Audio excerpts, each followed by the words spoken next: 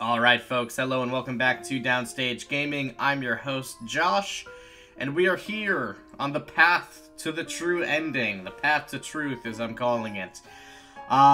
If, for whatever reason, you have found this video and have not watched the previous bits of this Let's Play, so we had the 50 parts of our first run through, and then we did a B-sides playthrough where we made all the opposite choices that we made the first time. If you have not watched all of that, then spoilers, I suppose, and also some of this is not going to make that much sense, I think. So, basically what we're going to do here, and I'll kind of explain as we go here. Let's start by hitting to load up a game, Isabella. And I'll kind of explain why we're doing that as we go if you're not already aware. I'm hoping that this is going to lead me the save from freaking January over 2 months ago. Okay, so I'm pretty sure this is going to give me what I want. Yes, it is. Okay, so, we are going to stay at home. We're not going to go to work. And then we're going to get a request to meet up with Becca, and we're going to decline her offer. No, I'm not at the office. Ugh, never mind. We're not safe. Not anywhere. What are you talking about? And don't shout. I was just inviting you to help take your mind off things. Yeah, you can see why this this is probably gonna lead to her death. This again? Ghosts aren't real, Isabella. They're just stories made up to scare children. You're always saying that, but look what happened to Rose. I know what I saw. The police says it's a homicide case. Didn't you see what's in her room? That's not something another human being would do. Come on, Rebecca. You have to believe me this time. Isabella, I know you're in shock, but you have to wait for the authorities' findings. You can't just make assumptions based on some stupid letter you picked up somewhere. You're still not going to believe me, even if someone else already died. No? You know that's not what I'm trying to get at. She What feels if so Zach alone. comes next? Or Ashton? Or you? Oh, they've all had their chance. They've all gotten it at one point or another. Did to Rose? Depends on the We're timeline. all completely powerless against her, and you still won't listen. Isabella, enough already. Where are you anyway? At home? Of course you're at home. I'm coming over. Forget it. The same. They're all the same, no matter how much you warn them. I let the phone slide off from my grip and turn my attention to the news. Never mind that Becca's still on the line. She's never going to listen anyway. They never will. I'm all alone in this. At the end of the day, no matter how gloomy the headlines are, it's still a better... The Hotspot Police Department continues its search for the following reported missing people. Hold on a second. Missing? Aren't they... Still, I've got to check. Frantic, I open my laptop. The loud tapping of my fingers against the keys was the room for the rest of the day as I looked through everything. Okay, so she always finds this information no matter what ending she gets. That's interesting. The background about the place, its history from the current owners, and a list of employees hired under BRC. Night has fallen by the time I finish going through my copies of the documents and our database. And I'm right. Of course I am. BRC may have a lot of staff, they may have a lot of agents hired, but I remember those names anywhere. After all, they're also part of the crew who worked with us in preparing the mansion for the open house. Then the letters... No, that can't be. I hope it's not what I'm thinking. But Rose is... My train of thought gets cut off when arms envelop me from behind. I couldn't help but laugh.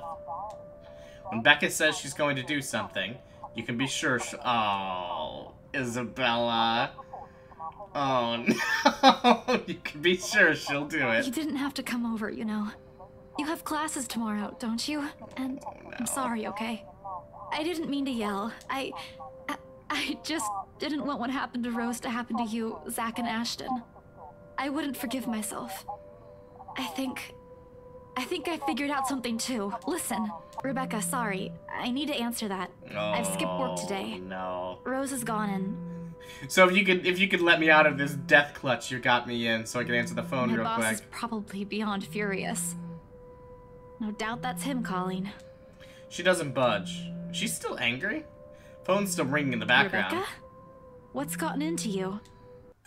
Yep. Mm-hmm. Mm-hmm.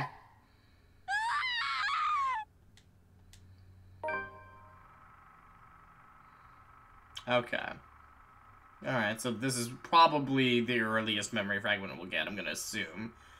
The Lord and Lady together with the maid, pining for love. Okay. Alright, so. We have that. I don't think I need to really save, but I'm gonna save anyways. Just in case that, like, actually keeps that in place. Alright, so now, let us, let's see, if I go here, yeah, return to the main menu. Okay. Alright, so, we've killed Isabella now, and we've gotten that. The other two characters we still need to kill who have never gotten killed in either of our playthroughs are Hannah and Marianne. The good news, I suppose, is that both of them need to die for what we're about to do to get to the true end anyways. So, that's great. Meaning, we're going to start it again. Cat? Wait, what? Oh, have I, like, seen all of the, like, openings now? Alright, so this is going to be a lot of skipping around. I think we might get most of this done just in this one episode, because we're going to be skipping probably most things. For the most part, I'm going to be choosing, when things don't matter, I'm going to be choosing the things that increase relationships. I want everyone to be happy in this true end run. Unless they matter specifically to what we're trying to do for the true end. And there will be a couple that will. For the main part for Isabella, though, the only thing I'm going to be worried about is basically keeping Isabella alive, which will come at the end. And also, I'm going to try to get her close to Ash. I think I still like having that relationship, even though I know how it's going to play out. We're going to look up. I think that means a QT, though, right? Yeah, okay. Sorry if that's right by the mic. Oh, Jesus. Okay, come on. Okay, yep, here we go. Okay. So, we've done that. We see the thing, we pass out. We're gonna wake up with Marianne and Rose. If this chooses to load. Uh-oh. Come on now. There we go. Okay. Okay, so we see them. The only other really important thing for Isabella's bit is going to come up in a second here. We'll check with her supervisor. Okay, we get freaked out there. We start the tour. We see Hannah and Luke.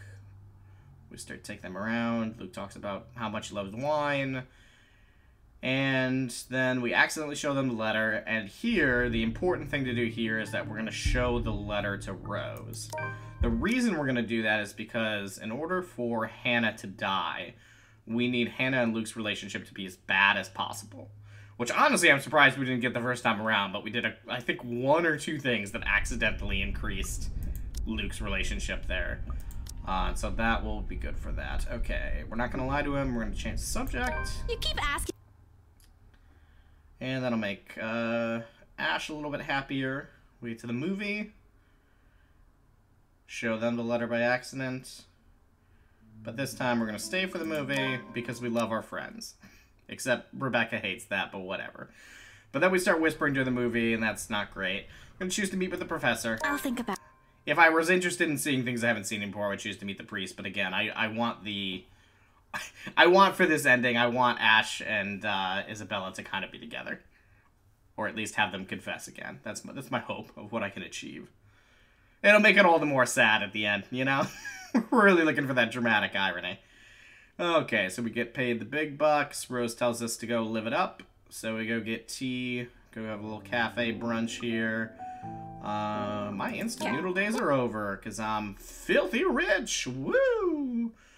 And so we all celebrate that. And then we are going to go back to work, but we get freaked out by seeing that in the storefront there. Right, so Ash calls us. We go up and meet with Ash. And he's going to take us to meet the professor. I know you're trying to help, right? That's... I know we've done this before, and I must have picked that, and that must be the positive one, right? Yeah. Okay. I know you're trying to help.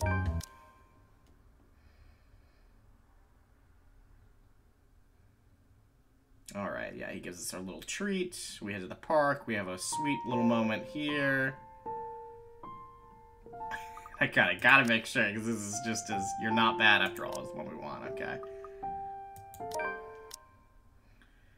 Okay, that's sweet. We all love that. we all remember that classic moment. And then we get a little good luck charm from him. We Marianne, but we're gonna actually talk about her job and not a cat because she loves work, loves to talk about work. And then we find out that Rose has died. That's gonna freak us out. Don't get a whole lot of rest. We're gonna go to work.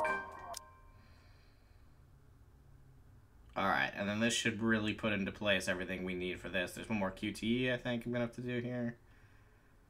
Let's see. Yep. Okay. It's space burst. Okay. Let's try not to mess this up, folks. All right. Yep. Okay. All right. Beautiful. Beautiful. Perfect. So much better than the first time we did it, but I was more nervous then.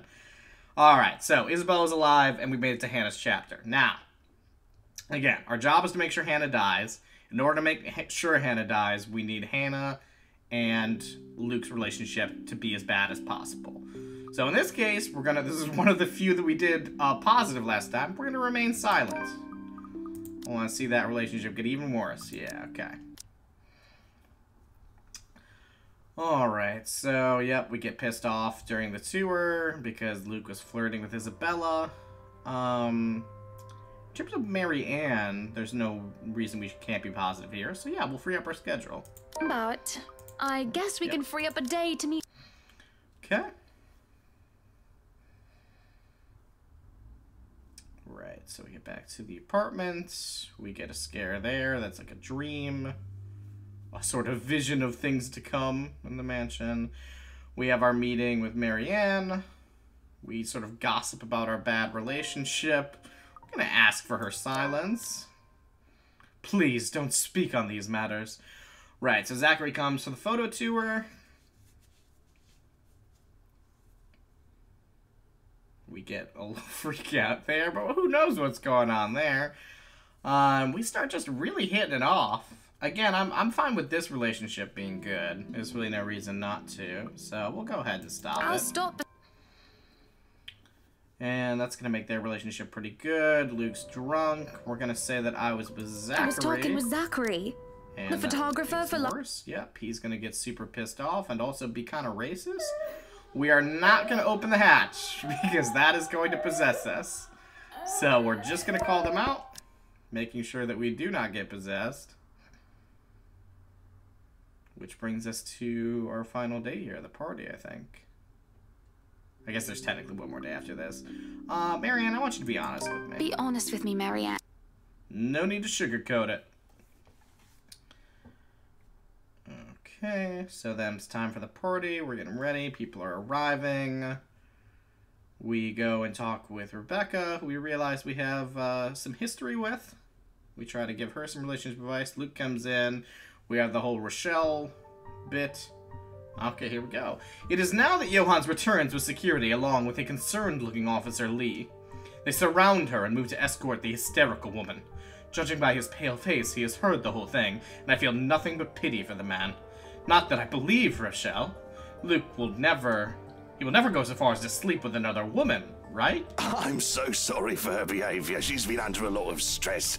And the alcohol. You know how the alcohol Talking works. nonsense, that's all it is. That's all You're it not is. allowed to drink because of the baby, Shelley. What are you thinking? You're acting like crazy. Nothing to see here, people. Move along. So is this still... Yeah, okay. Alright, but that's good, though. This means I think we have gotten what we needed to. Is there really nothing here but the ramblings of a drunk? That's not true. Is it Luke? Please tell me she's just lost the plot. Because I certainly have. Don't be a blooming We've been Muppet, skipping Hannah. so Of course much. she's lying, creating a scandal for attention. Shut that Muppet mouth of yours, Hannah. If the baby isn't Lee's, she's probably gotten herself knocked up by one of her employees, and she's accusing me for money. Fuck! How stupid can you be? Whoa! I mean, listen. Excuse me. I just wanted to hear your word. I mean, it's not out of the question that you would do There's something no like need this. for such crass language. Yes, there is a need for such fucking crass language, because you've been nothing but a pain recently. Wow. I told you not to invite her, and look what she's done. And not just recently, for a while in fact. I'm sick and tired of having to look after your clingy, spoiled ass. You been derailing my schedule and my plans, questioning my priorities and my decisions. You could be worse than a hormonal pregnant woman at times, even. So unless I'm mistaken, we were one decision away from this last time. And it was that very first one we made in Hannah's chapter that I thought Luke would not like, but he ended up actually liking us defending ourselves. That's crazy. How touched in the head are you that I need to hold your hand? Speak no more. We are done here, and we'll talk about these matters in privacy now. No, why don't we hash it all out here? Because every time we talk about our problems in private, you start crying your fucking eyes out. Oh my god. I should have expected this of Luke. To put us in the limelight, thinking I'll back down because we have an audience. Well, here's another thing coming from him, doesn't he? I'm just as livid as he is because of his disrespect. Our happy marriage is quickly crumbling under our own 2 feet, yet I can't give a rat's arse. If this is how it goes, so be it. You dare? Yeah, get him, Hannah. I dare. Drama llama indeed. I dare, Buttercup, because I've kept quiet about this. Oh, you've kept quiet about it? How rich! Just like we both are. Yes! No, I've had enough of this! Do you think I don't see when you try to creep up some whore and get up her skirt? You would be nothing without me. Your company would be buried in debt and you'd be living on the streets if it weren't for me! Oh, get him good! She lies! Don't listen to her! Slander! And I've had enough of you. So guess what? What, Hannah? Fuck you! That's right! That's so right! We agreed to never talk of this woman! We agreed you would never say fuck me in public. Did we? I don't remember, but it's all true. Right Enterprise would be nothing but a precautionary tale if Evans Incorporated didn't agree to merge into a conglomerate. You asked that we keep your family name because you said it was so important to you. Your legacy. I'm not sure if I'm mad that we didn't get this the first time because it is going to lead to Hannah's death, but like, man. I agreed because... This would have been great. Because, damn it, Luke, I loved you, and I still do. But all you really want is the money and the power's all gone to your head. Face it, Lucille Mitchell-Wright. You owe me everything. I owe you everything. I owe you everything? Who's running the business now while you sit at home like a pretty princess? Except she doesn't want that. Like, she wants to actually do work. If I recall, pretty clear. You told me to retire so that I can enjoy my time as Mrs. Luke Wright. I wouldn't even bother with other women if you were still Hannah Evans. You probably forced her to do that so that you could go about your dirty business without Hannah catching on. You used to be your own woman. You used to be someone who I could fucking look up to. You caused the change, you douche. Now look at you. If I wanted some brainless bint, I'd go to the whorehouse and play any old strumpet like a fucking fiddle. Oh my god. That's all you are now. A brainless, kill him. good for I know you're nothing. not going to, but you should. A slap echoes in the ballroom. I didn't even realize that I've lifted my hand against him.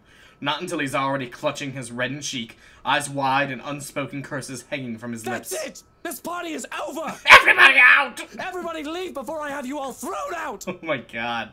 There is a shuffling as the near-forgotten audience can't decide whether they are to mill about and wait for what might happen next or do as instructed. Their minds are made up for them as Luke storms toward the doors, slams them open and roars. Go!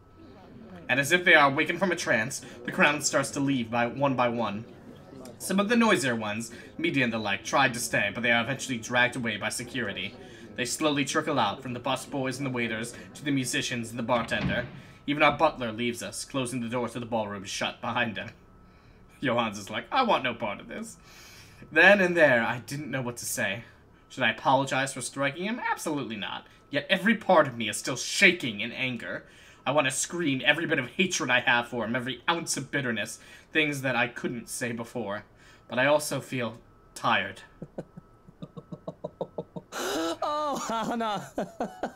What am I going to do with you? What are you going to do, Luke? He laughs. Laughs. Before I can respond, he leaves. To where? I don't know. I'll never find out, as I don't have the courage to follow him or leave this room. Slumping into the nearest chair, all I can see is his face, red and wide-eyed. His empty laugh echoes over and over again. Only the walls act as my audience now, and I can feel their accusing eyes burn into me. There will be no sleep tonight. And come morning, as we breakfast, the meal is silent and strained. I cut too deeply into my sausages and almost excuse myself, have I not spied Luke mashing and stirring his poached eggs with a fork like a petulant child. Conversation is terse, though that is no big surprise. What else can you say after you verbally lashed out at each other in public? Apologies seem like trifle things now in comparison to what transpired last night. I'm not the one to rush when eating, but withdrawing sounds like the best course of action. I can leave the dining hall, hole myself up somewhere where I won't be bothered, and he has work today.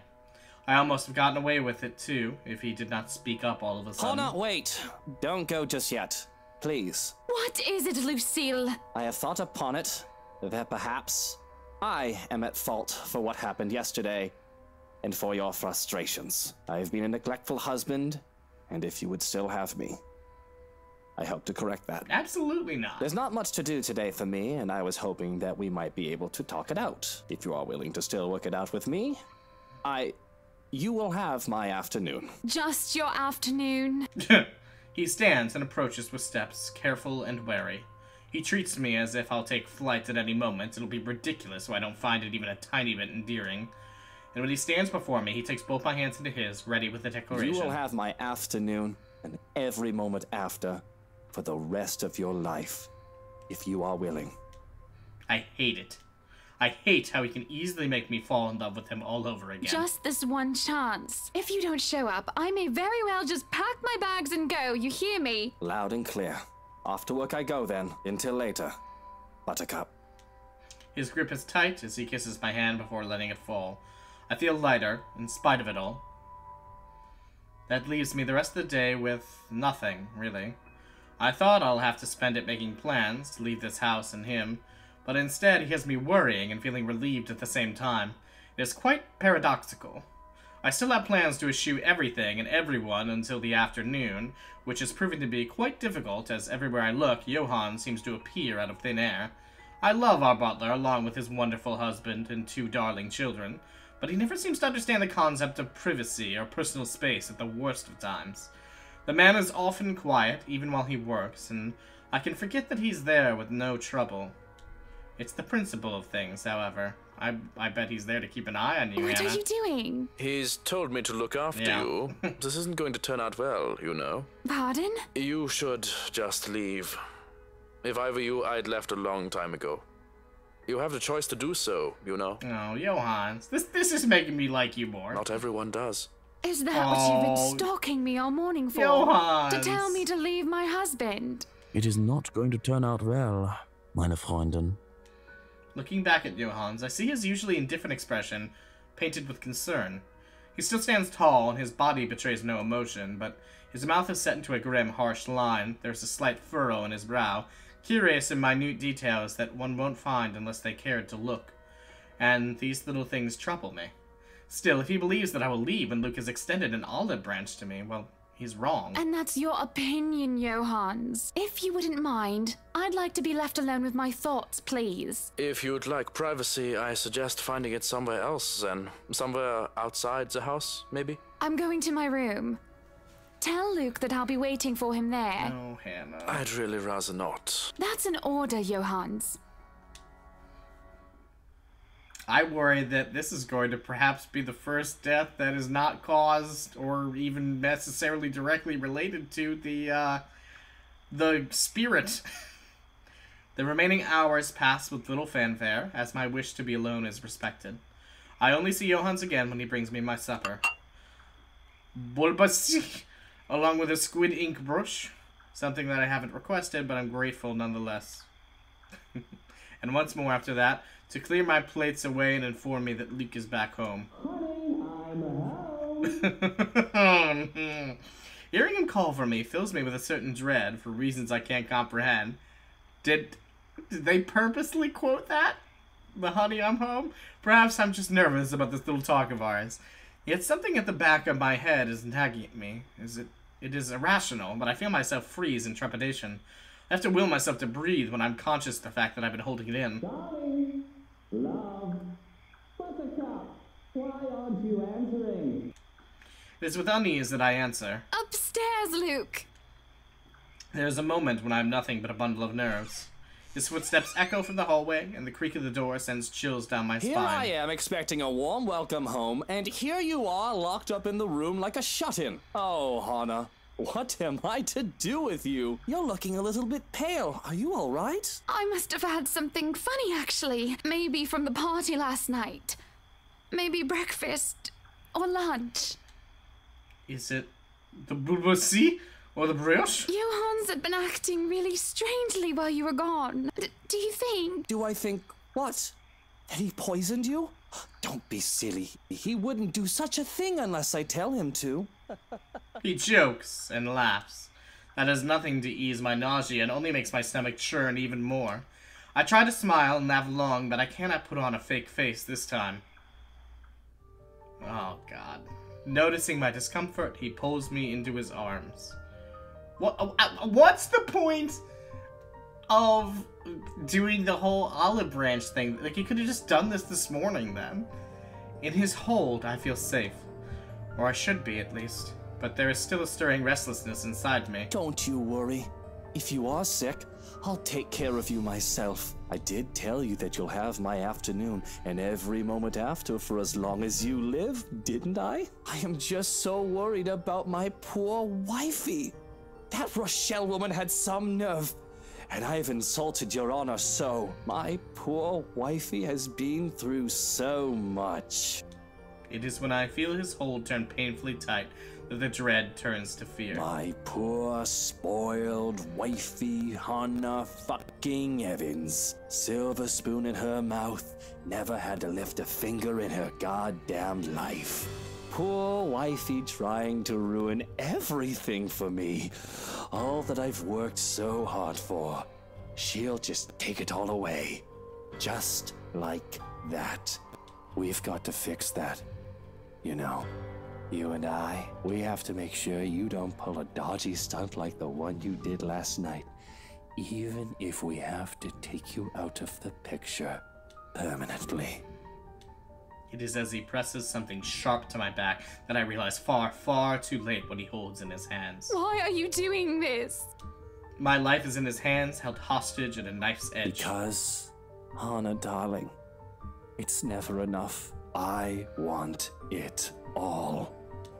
And he wishes to end it. Does he not love me anymore? Has our ties eroded so badly that it'll even go this far? This is preposterous, surreal. Yet here I am, frozen in his embrace while he holds a knife to my back. The very man I loved and trusted the most is the one to kill me. And sadly enough, this is the longest he's held me in a long while. It is a contradiction, both beautiful and horrific. How did it come to this? You don't have to do this. You can still have it all, Luke. Just please. Don't you love me? That makes him pause. Oh, I still do, Hannah. I do love you, but you're outliving your usefulness. In fact, you're becoming a pain in the arse, just like your dear old dad. Whoa! Now I'm doing you a favor, and you'll be with him again. Wait, am I reading that right? And then him saying that he killed Hannah's dad? Real soon. Dignity and grace is forgotten as I become a blubbering mess, begging to be spared. Please spill from my lips prayers to Luke for his mercy, because please, I don't want to go. I'm not ready to go. I still want a family. Our family. I want to do more. I can't help but cry about the things that could have, should have been. A husband, children, and a home. But I'm going to be cut short. My pleading falls on deaf ears. And although I don't feel it immediately, the way he loosens his hold on me says as much. There is no pain at first. Only shock until a dull throbbing radiates from my back. It's like an itch that I can't reach, which gets worse and worse until it is all I can focus on. I panic as the pain becomes too much to bear, and I wish nothing else but for death to consume me now. My body spasms, trembling and shaking, and the pain fires up anew when Luke, the monster, twists the knife deeper. Breathing is next to impossible. Every time I try, it only feels like I'm drowning. Soon enough, I taste blood on my tongue like copper, yet both salty and sweet. And here I am, laughing, like a bloody loon, though my laughter is nothing more but a wet, raspy chuckle. Slowly, I am losing myself. What's so funny? Deeper and deeper yet. He starts laughing. We would have been so cute. I drown in his laughter. Whoa!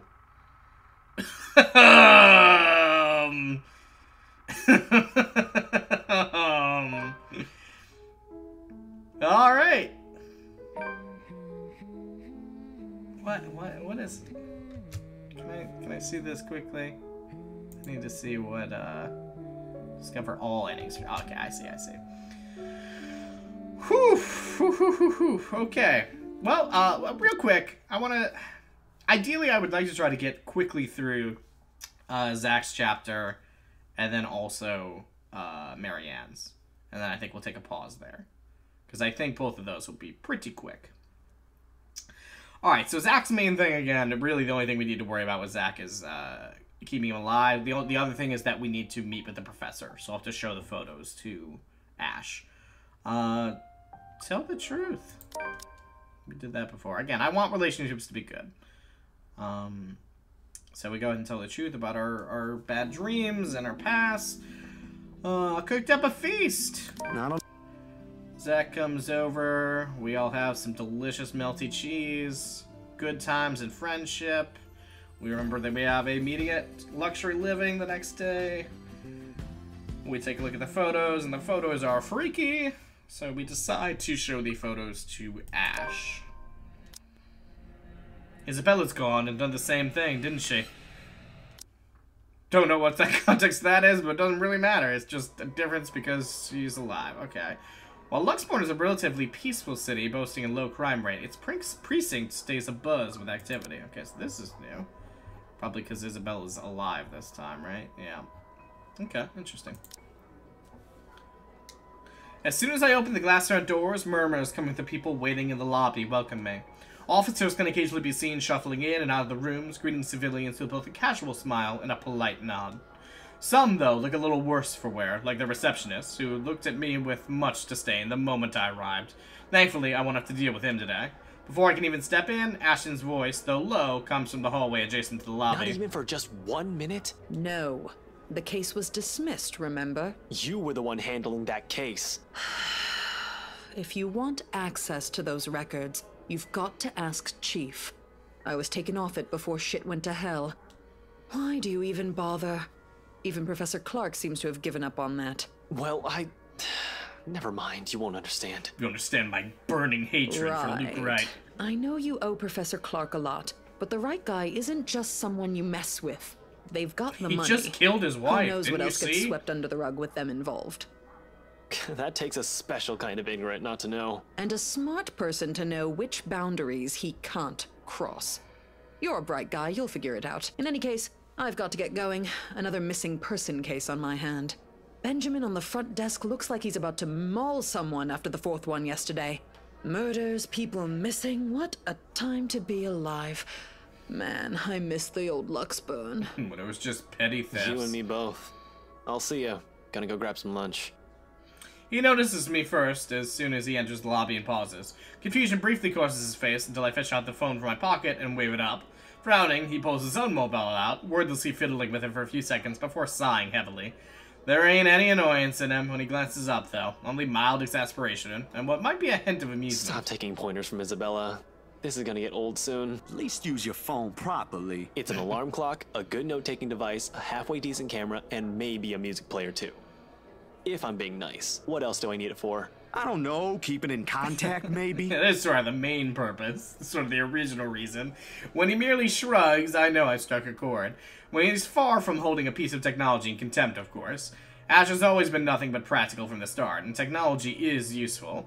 Only when he gets too focused on one thing, like a case he's handling, he tends to forget there are other things around him. A little reminder and a nudge in the right direction can get him a long way. I've got an email on that social media site the girls roped us into joining. That doesn't make any sense. Also, you've got an account before any of us had one. For policing purposes? Right. Why are you here? The mean I thought you police. had something scheduled today. Or was that yesterday? That was yesterday. Look, about that. There's something I want you to see.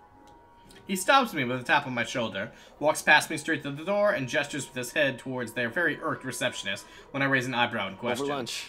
I haven't eaten anything since last night, and Benjamin there doesn't really like loiterers around here. Well, Benjamin can stuff it. Wordlessly, I follow after him, but not after sending the poor guy behind the table an apologetic smile.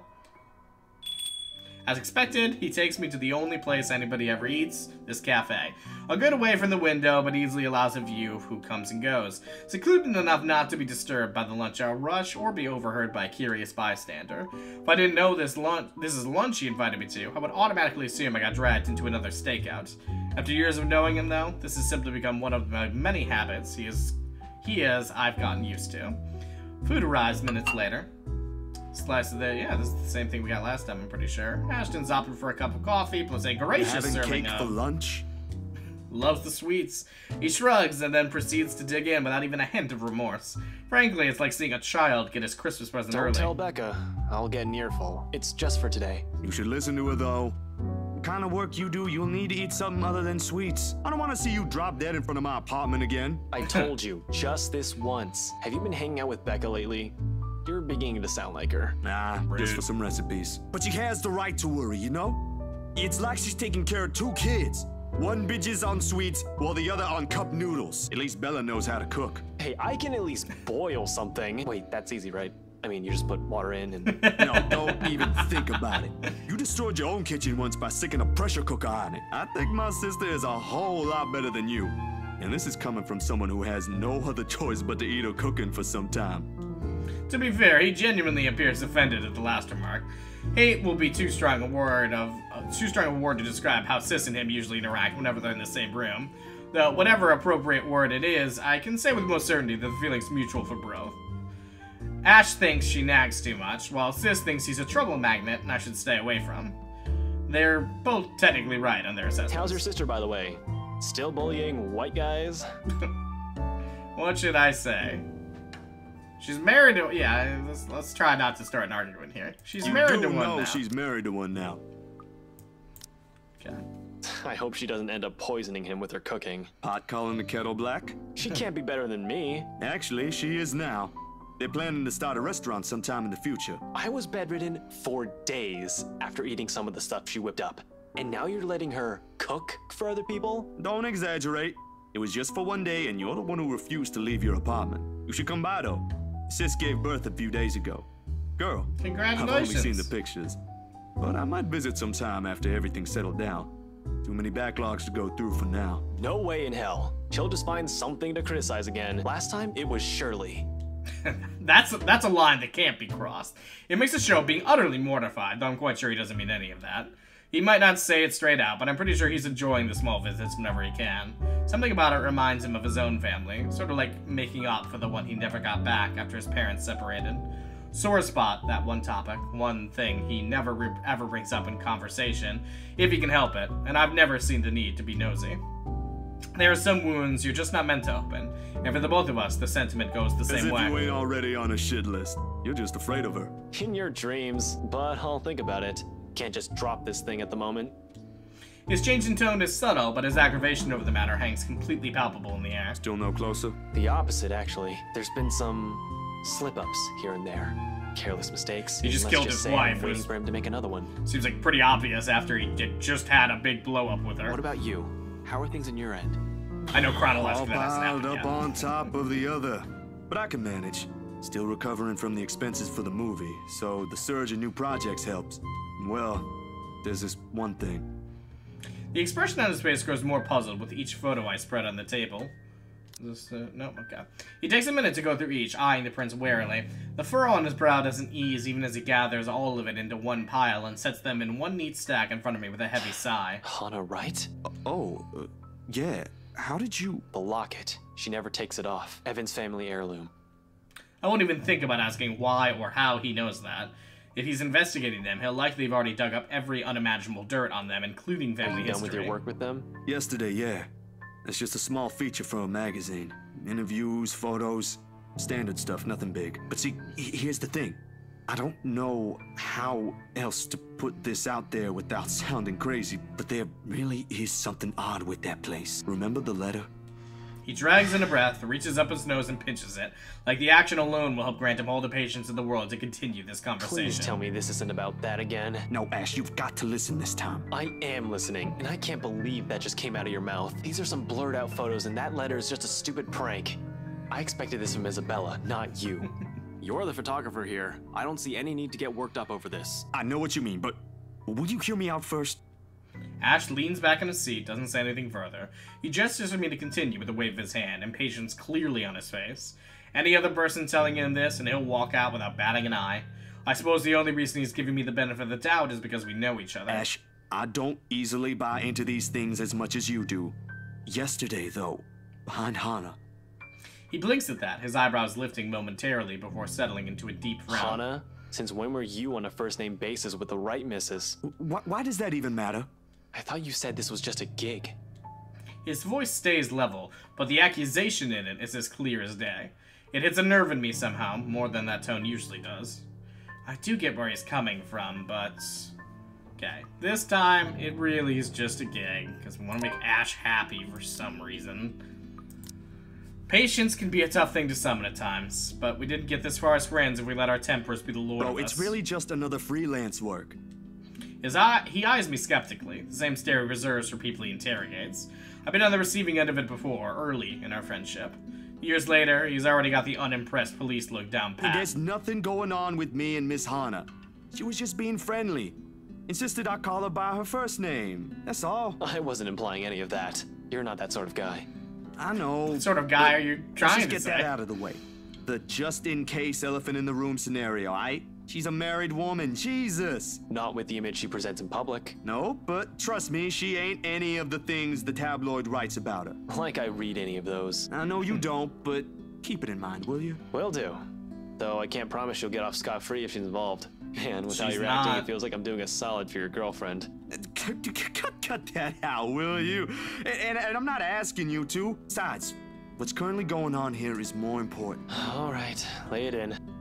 Recounting everything takes the better half of our lunch, but he manages to listen through the entire thing without a snide comment. A feat in itself, actually. At the end of it, Ash merely nods, takes out his phone, and excuses himself. Off to a far corner of the cafe for some privacy, if you can even afford to have such in a place as public as this. He returns in a little while, and he hands me a small card. I can't stop you if you're willing to believe in this crap. Give this guy a call. You're better off talking to him than me. He's at the public library now if you want to catch him there. He used to be my professor back in the university. Oh, no, I don't think that's... Go on. I already gave him a heads up. You know I can't help you out, man. He gives my arm a tap and walks off, mumbling about checking back how things are at the precinct.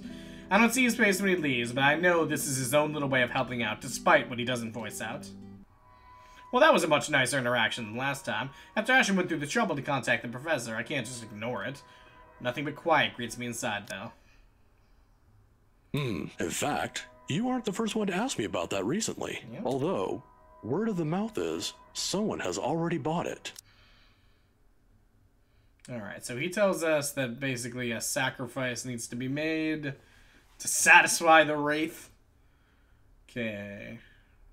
Bad dreams. We head to the park, we meet Kylie, have a conversation with her, then Kylie's possessed, but not really. What I said was weird. I'm aware of that. But I'm not taking it back. Isabella's not the only one here who's seen it. There you go. Short but tense pause follows. They're both stalling. Under normal circumstances, I'd wait. With these two, the more you force it, the more they'll clamp down on it. But as a handful of seconds continue to slip by, the unsettling feeling in me also grows with it. It is Ashton who first breaks it. I'm not asking you to. No, you're right. There really are some odd things going on here lately. How is everything with you lately, Zach? Hold on, Ash. Both of you. Did I just hear you say that? Is this why Isabella's here? Has something happened? Calm down. We're just here to check on things. So, did you meet Andrew about the photos? What photographs? Said photographs have been sitting untouched since the day I dumped them in the drawer. Isabella goes very still when I hand her the small stack. To her credit, she does not flinch like I'm expecting her to, and flips through each of it in silence. But while her eyes remain strangely calm, her hands have gone rigid and her mouth is set into a thin line. She, out of all people, understands what this means. In hindsight, she should have been the one I approached before Ash. What did Andrew say about them? It could be one, but there's no guarantee it's a supernatural thing. It doesn't always happen. So, That's a dead end right there. Now that I think about it, bothering that guy for this feels pretty silly now. I mean, he's an academic. With dreams lately. That's all? Did he say anything about the damn letter at all? Did you ask him even? I paused, glancing at him skeptically. I don't know where this sudden curiosity is coming from, but if Ashton, calm, cool, collected, always logical Ashton, takes interest in this, something or someone must have fucked shit up somewhere, or the world is ending. Seconds pass. The apocalypse I'm expecting to go along with it doesn't arrive, however. Yeah, that's really everything. The letter kind of slipped my mind. The photos were more important at that time. There was some stuff about the local horror stories, though.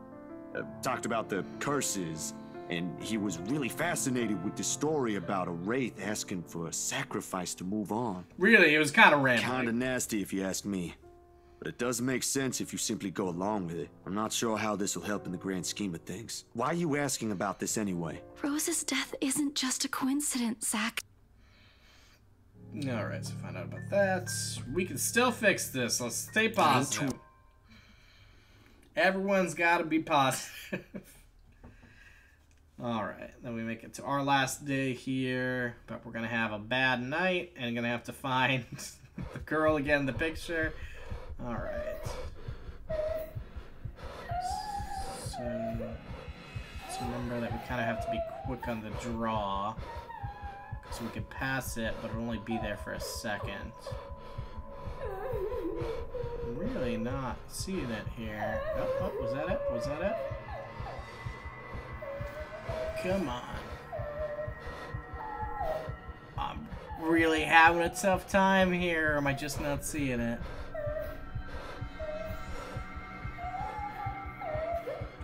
Oh, yep, there we go. Got it, got it, got it. I wonder if it gets easier as time goes on. I don't know. Alright, anyways. So, we try to get Ash, and Ash can't be reached. We head to the mansion. We try to warn Wright, but Wright's having none of it. From the room up the second floor. There are no lights inside, the windows are shut, but I'm sure whoever's singing is in there. And what? Hold on a sec there. It's difficult to get a distant view from my position, but something's odd about that window. The marks on the other side rather streak the color of copper running across wide glass panes. Interesting. And is this... Now I have to check. This must be after the death. Does she die in the 29th? Yes. Yep. Okay.